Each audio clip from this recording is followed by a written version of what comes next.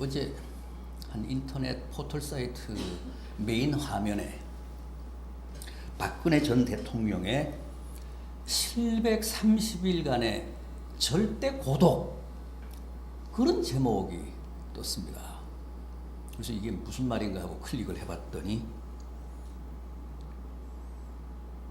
박 전 대통령이 탄핵 후 지난 2년 동안 구치소 독방에서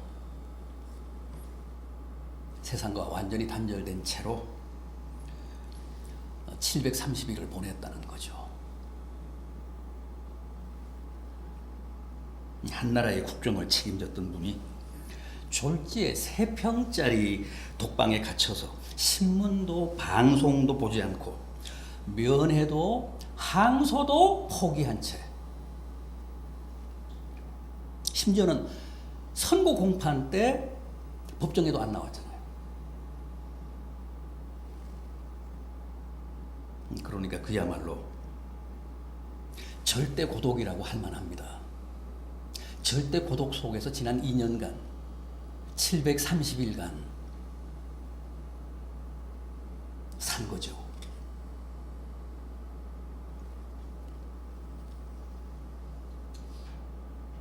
구약 창세기 1장을 보면 태초에 하나님이 세상을 창조하실 때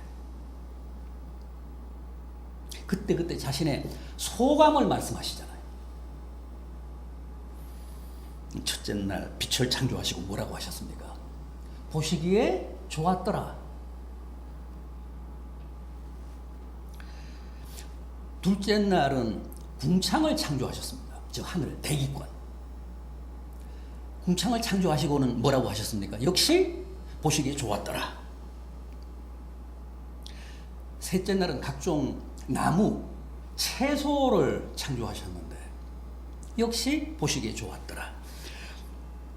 넷째 날은 하늘의 별들, 달을 창조하셨잖아요. 또 다섯째 날은 물고기, 새, 저 들의 각종 짐승들을 창조하셨잖아요.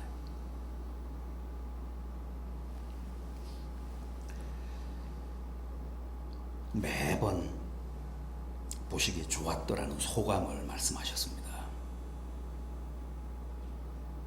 그리고 여섯째 날 사람을 창조하셨는데, 사람을 창조하신 다음에는 뭐라고 하셨습니까?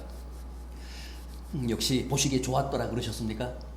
보시기에 심히 좋았더라 그러셨습니까? 아닙니다. 창세기 2장 18절을 보면 오히려 좋지 않게 보셨다고 했습니다. 왜요? 성경은 그 이유를 사람이 혼자였기 때문이라는 거예요. 다시 말해서 아담이 혼자 있는 게, 혼자 사는 게 고독해 보여서 별로였다는 겁니다. 그래서 어떻게 하셨습니까? 하나님이 어떤 처방을 내리셨습니까? 내가 그를 위하여 돕는 배필을 지으리라. 그리고 아담을 깊이 잠들게 하시고 아담을 전신 마취시키시고 갈빗대를 한 대 뽑아서 하와를 만들어 짝을 이루어 주셨습니다. 여러분, 이건 뭘 말합니까?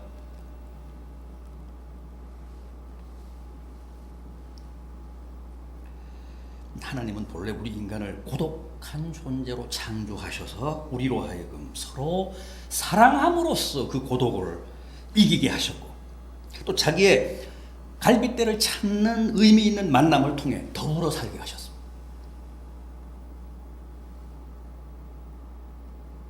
실제 아담도 자기 앞에 나타난 여자를 보고 뭐라고 했습니까? 내 뼈 중에 뼈요, 살 중에 살이라. 그러면서 기뻐했고 드디어 그의 정서에서 고독이 싹 가셨다고 했습니다.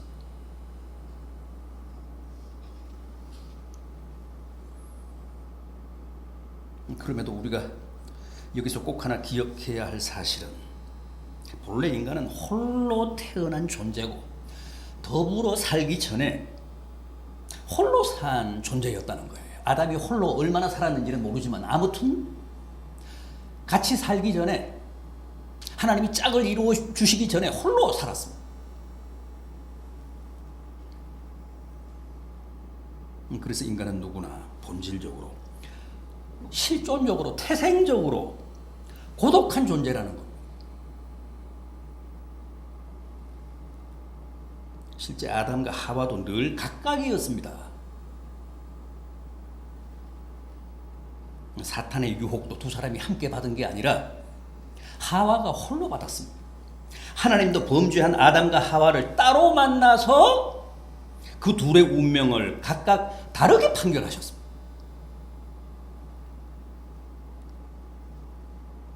따라서 성경이 말씀하는 부부란 서로 한 몸인 듯 하지만 실은 둘이고, 서로 한 공간에서 살지만 결국은 각기 홀로라는 거예요.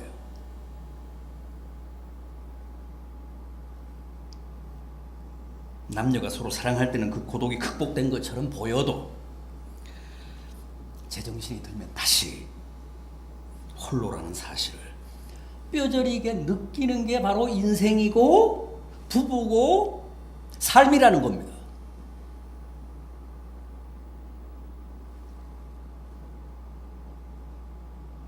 또 창세기는 범죄한 후에 아담과 하와가 자신들이 벗고 있다는 사실을 깨닫고 어떻게 했다고 했죠?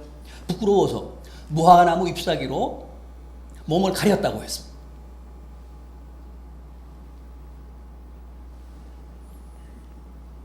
또 그들이 하나님의 눈을 피해 숲속으로 숨었다고도 했습니다. 이건 역시도 인간의 원초적이고도 숙명적인 고독을 말합니다. 숨고 자기를 감춘다는 것은 남에게 자신을 공개하기 싫다는 거 아닙니까? 그래서 인간은 결국 자기만의 비밀을 홀로 간직한 채 누구나 고독하게 사는 겁니다.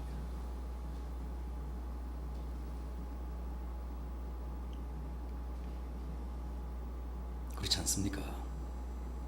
아무도 내 인생을 대신 살아주지 못하잖아요. 결정적인 순간에는 언제나 나 홀로잖아요. 병이 들어도 나 홀로 그 아픔을 짊어져야 되잖아요. 인생의 중요한 선택이나 결정도 최종적으로는 다 내가 해야 합니다. 누구도 대신해 주지 못합니다.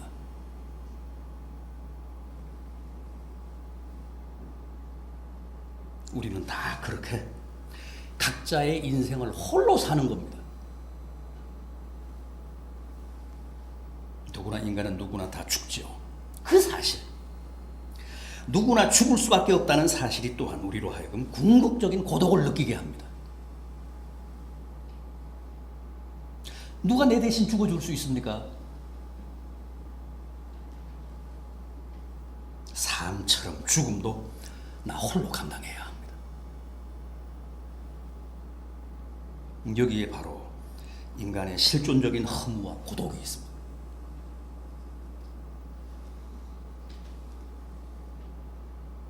복음서를 보면 주님도 참 고독한 분이셨습니다. 사실 역사를 통해서 주님만큼 인류의 많은 찬양을 받으신 분도 없지만 또 주님만큼 외로운 분도 없으셨습니다. 오늘 본문 32절 상반절을 보십시오. 보라, 너희가 다 각각 제 곳으로 흩어지고 나를 혼자 둘 때가 오나니 벌써 왔도다.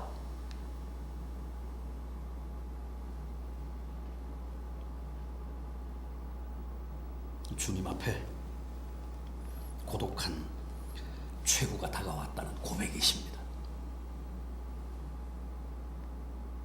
그동안 주님을 따라다니던 많은 사람들이 이제 다 떠났습니다. 사랑하는 제자들마저도 곧 주님을 버리고 다 출행낭을 칠 순간이 박도했다는 거예요. 주님은 이미 예감하셨습니다. 이때 주님의 심경이 어땠을까요? 홀로 달려야 할 십자가가 바로 눈앞에 놓였습니다. 따라서 그 어느 때보다도 위로와 격려가 필요한 시점인데 모두가 주님을 버리고 떠난 겁니다. 그 비애감, 그 쓸쓸함, 그 고독이 얼마나 컸겠습니까? 바울도 그랬습니다.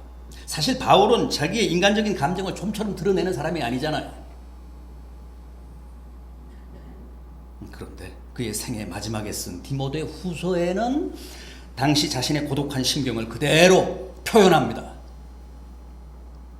디모데 후서 4장을 보면 믿음의 아들 디모데에게 어서 속히 내게로 좀 와라. 거의 애원을 하다시피 합니다. 대만은 세상을 사랑하여 나를 버리고 데살로니가로 갔고 그레스게도 디도도 다 나를 떠났다. 그러니 너는 어서 속히 오되 겨울 전에 와줘라. 너 얼굴 마지막으로 한번 보고 죽고 싶다.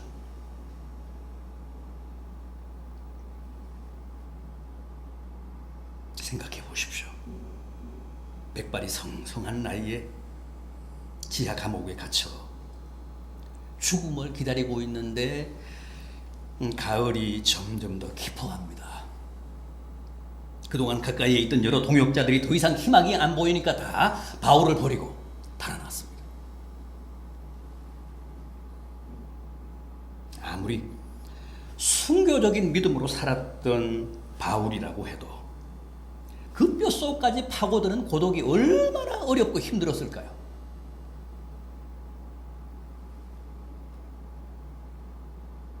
여러분, 믿음 좋은 사람은 고독하지 않습니까? 그런 법은 없습니다. 믿는다고 감기 안 걸립니까? 믿는 사람도 고독합니다. 주님도 고독하셨고 바울도 고독했습니다.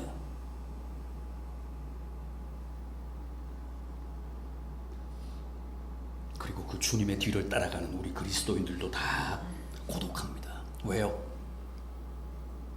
주님 가신 골고다의 길은 언제나 좁고 험하기 때문에 찾는 사람이 많지 않습니다. 여기도 보십시오.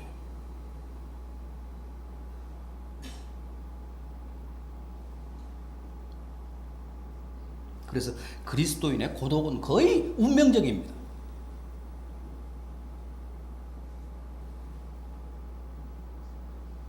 자, 그렇다면 우리는 과연 이 고독을 어떻게 해야 할까요? 보라, 너희가 다 흩어지고 이제 나를 혼자 둘 때가 오나니 벌써 왔도다. 그렇게 말씀하신 주님은 그 고독을 어떻게 이기셨을까요?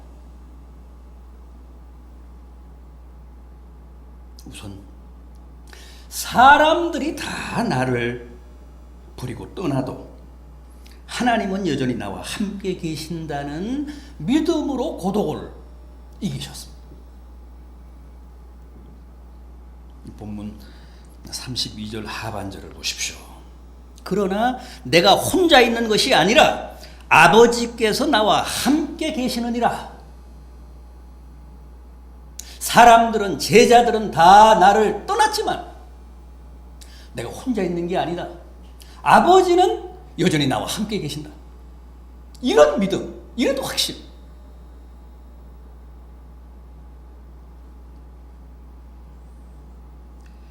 이게 바로 오늘 우리가 배워야 할 고독 극복의 첫 번째 비책입니다.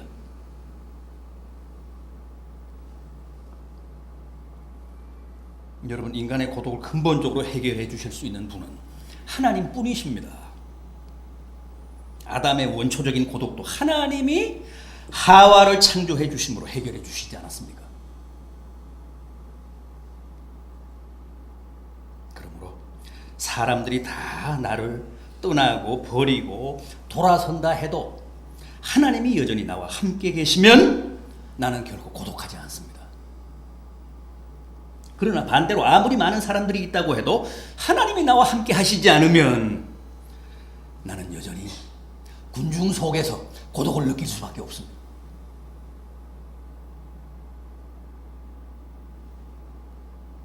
어째서 그럴까요? 생각해 보십시오. 사람은 누구도 마냥 나와 함께 같이 있을 수 없습니다.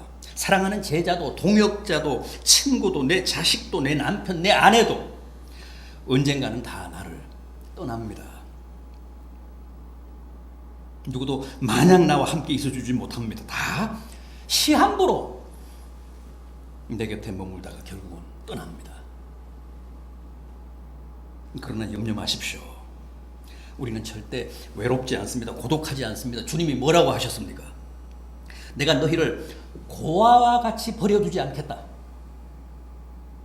세상 끝날까지 함께 하겠다.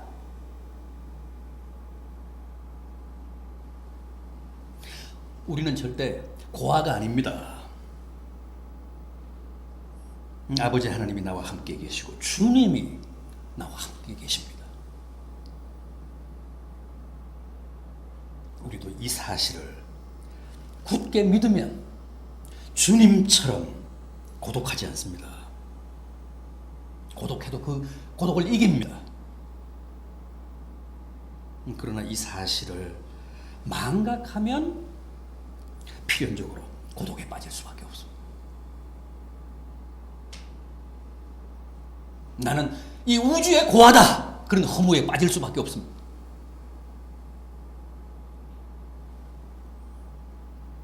눈먼 아버지를 속이고 장자의 축복을 훔친 야곱이 형의 보복을 피해서 멀리 외삼촌이 사는 하란으로 도망치는 중입니다. 얼마나 불안하고 초조하고 외롭고 고독했겠습니까? 그런데 베델에서 노숙을 하다가 놀라운 환상과 함께 하나님의 생생한 육성을 듣습니다.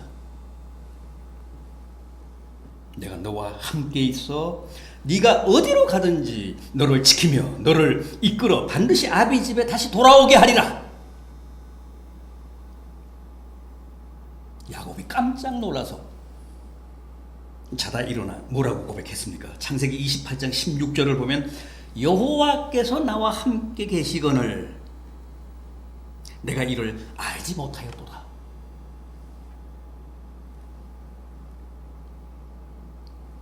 여호와께서 나와 함께 계신다는 사실을 몰랐을 때는 모든 게 두렵고 외롭고 고독했는데 자기가 천혜의 고아라고 생각했는데 이제 하나님이 자기와 함께 하신다는 사실을 깨닫고 나자 용기 충천해서 담대하게 그 망명의 길을 갔습니다.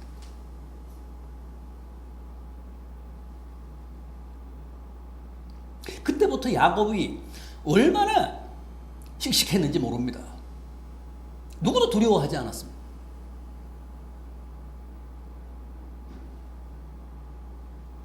고독이란 결국 자기가 홀로라는 소외감 아닙니까? 단절감, 고립감 아닙니까?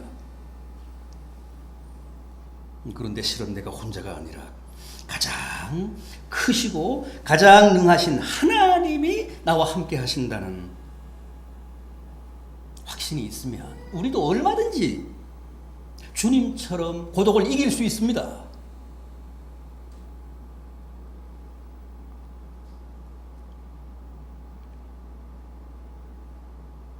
그래서 믿는 자가 고독하다는 것은 아직도 주님이 나와 함께 하신다는 사실을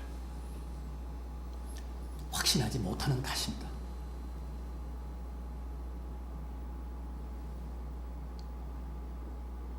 뿐만 아니라 주님은 기도하심으로 그 고독을 이기셨습니다.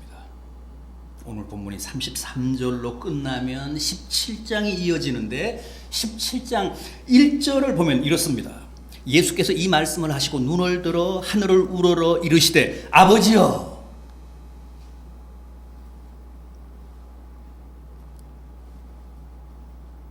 이렇게 시작된 주님의 기도가 이 17장 마지막 절인 26절까지 이어집니다.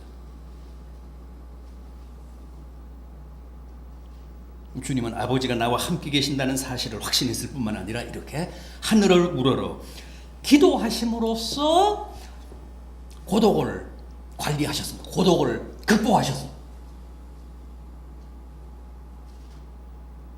주님은 고독하실 때마다 기도하셨고 또 기도하심으로 그 고독을 극복하셨습니다. 사실 기도는 고독할 때 가장 절절해지고 진지해집니다. 왜 그럴까요? 사람은 누구나 홀로일 때, 고독할 때 비로소 가장 정직해지기 때문에 그렇습니다.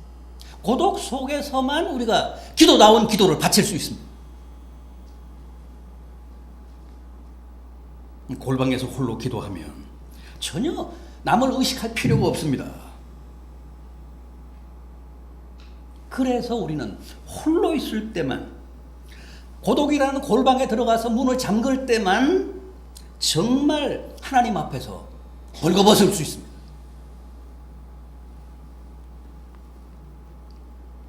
따라서 우리 믿는 사람들은 고독을 반드시 부정적으로 볼 필요는 없습니다. 오히려 고독을 하나님께 더욱 진실하게 기도할 수 있는 나만의 골방이라고 생각하시면 맞습니다.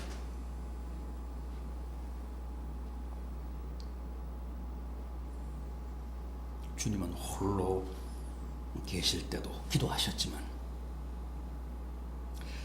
또 기도하시기 위해 일부러 홀로 계시기도 했습니다. 복음서를 보면 주님이 밤 또는 새벽에 홀로 산이나 광야로 나가서 기도하셨다는 기록이 여러 번 나오는데 그게 다 주님이 당신의 그 외로운 삶을 어떻게 이기셨는가를 말씀하는 중요한 단서가 됩니다.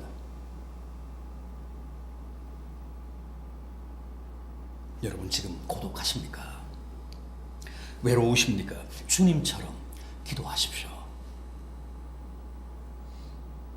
고독은 고뇌하라고 있는 게 아니라 기도하라고 있는 겁니다. 그렇다면 어째서 기도가 고독에 대한 처방이 될까요? 기도란 주님과의 대화 아닙니까? 기도는 일방적인 독백이 아닙니다. 벽 앞에서 혼자 중얼거리는 무슨 주문이 아닙니다. 주님과의 속 깊은 대화입니다. 진솔한 대화입니다. 주님에 대한 나의 사랑의 고백이고 신앙 고백이고 또 주님의 용서와 격려와 사랑의 음성을 듣는 진정한 소통입니다.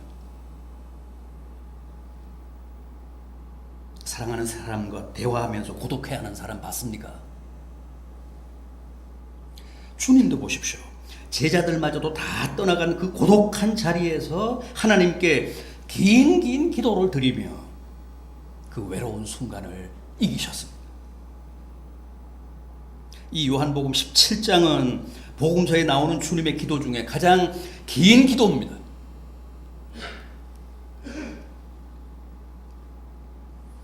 주님이 홀로 이렇게 하나님께 기도하심으로 고독을 이기신 것처럼 부디 여러분들도 기도하심으로 인생의 온갖 외로움, 소외감, 단절감 같은 고독을 이기시는 성도들 되시기를 진심으로 바람하지 않습니다. 또 있습니다. 주님은 힘껏 십자가의 좁은 길을 가심으로 고독을 이기셨습니다. 이 요한복음 17장 전체를 가득 채운 긴 주님의 기도가 끝나면 18장이 이어지는데 18장 1절을 보면 이렇습니다. 예수께서 이 말씀을 하시고 제자들과 함께 기드론 시내 건너편으로 나아가시니 그곳에 동산이 있는데 제자들과 함께 들어가시니라.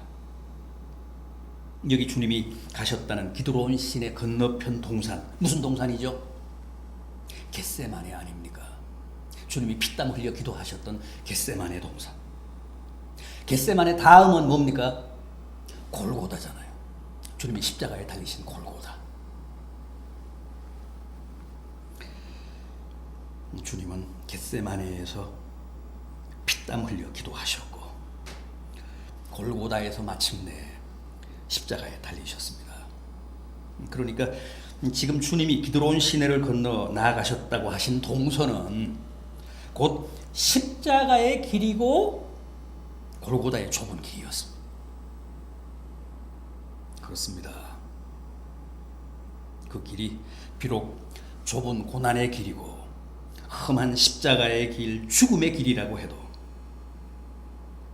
그게 바로 아버지의 뜻을 따르는 길이었기 때문에 주님은 마다하지 않고 기드로운 시내를 건너 기꺼이 그 길로 나아가셨고, 또 그렇게 하심으로써 그분 생애 마지막에 닥친 칠흑 같은 고독을 능히 이기셨습니다.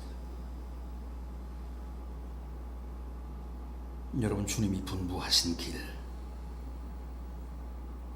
하나님 아버지께서 우리 각자에게 지시하신 자기 십자가를 끝까지 충실하게 지는 게 바로 고독을 이기는 또 하나의 비결입니다. 자기 십자가를 바로 지고 골고다의 좁은 길을 열심히 가는 사람에게는 차라리 고독이 사치일 수도 있습니다.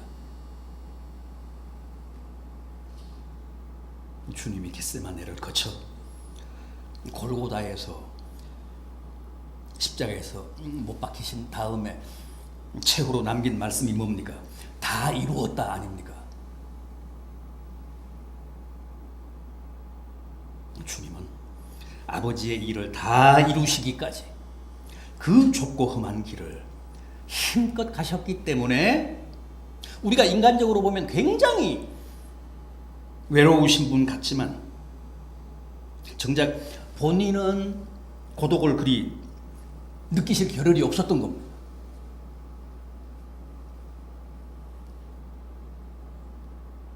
여러분, 주님도 고독하셨습니다.